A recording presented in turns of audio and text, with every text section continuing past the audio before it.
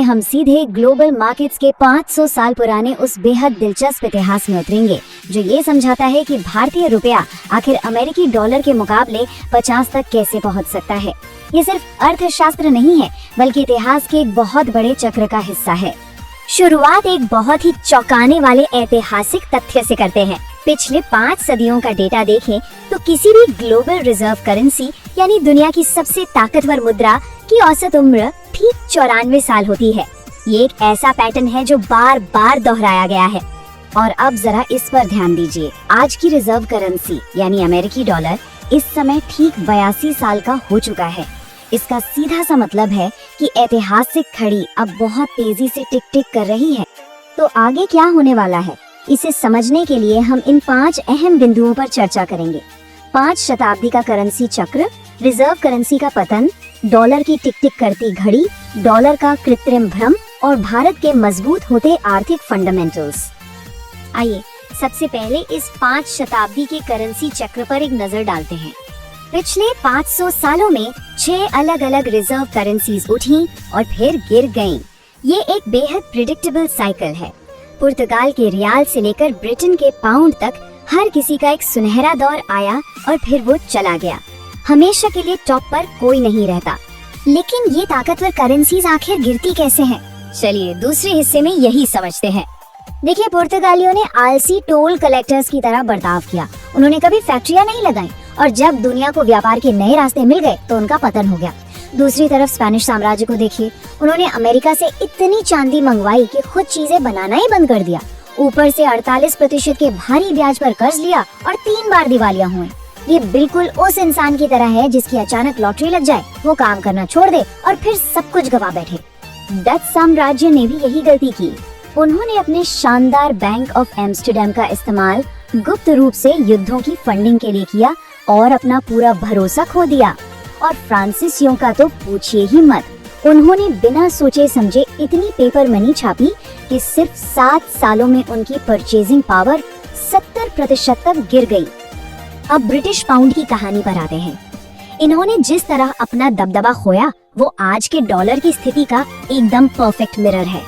युद्ध के भारी कर्जों के बोझ तले पाउंड का ग्लोबल रिजर्व शेयर 62% से सीधे 5% पर आ गिरा। सुएज संकट के दौरान अमेरिका ने इसी बॉन्ड मार्केट का फायदा उठाया और ब्रिटेन को सिर्फ 7 दिनों में घुटने टेकने पर मजबूर कर दिया। सोचिए जरा, एक विशाल साम्राज्य किसी सेना से नहीं बल्कि बॉन्ड मार्केट से हार गया। और यही हमें हमारे तीसरे हिस्से की तरफ ले जाता है, डॉलर की टिक टिक करती घड़ी। यहाँ नंबर सचमुच चौंकाने वाले हैं। अमेरिका अब हर साल अपने कर्ज का ब्याज चुकाने पर $1 ट्रिलियन से ज्यादा खर्च कर रहा है। ये रकम उनके पूरे राष्ट्रीय रक्षा बजट से भी बड़ी हो चुकी है। ये किसी भी तरह से एक सस्टेनेबल स्थिति नहीं है। इस भारी फाइनेंशियल प्रेशर का असर अब साफ दिख रहा है। दुनिया भर में डॉलर का रिजर्व शेयर 72% के पीक से गिरकर अब सिर्फ 57% रह गया है। दुनिया तेजी से डॉलर से किनारा कर रही है। तो सबसे अहम पॉइंट ये है कि किसी भी साम्राज्य के अंत के जो क्लासिक पैटर्न्स होते हैं वो सब अभी एक्टिव हैं।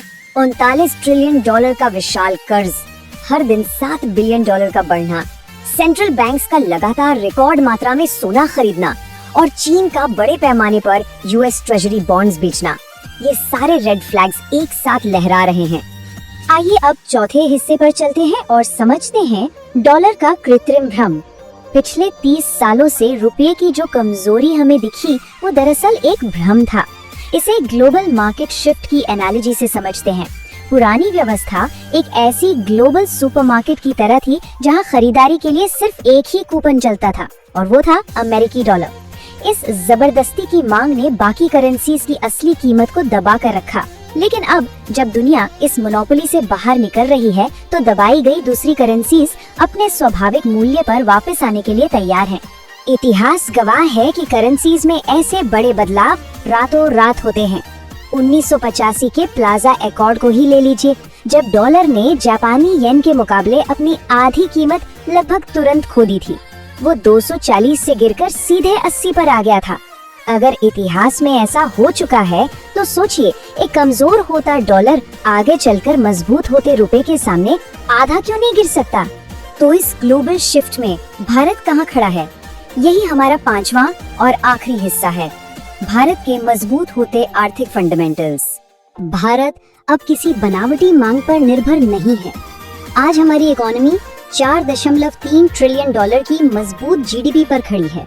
हमारा अपना digital UPI infrastructure 3.4 trillion dollars process कर रहा है।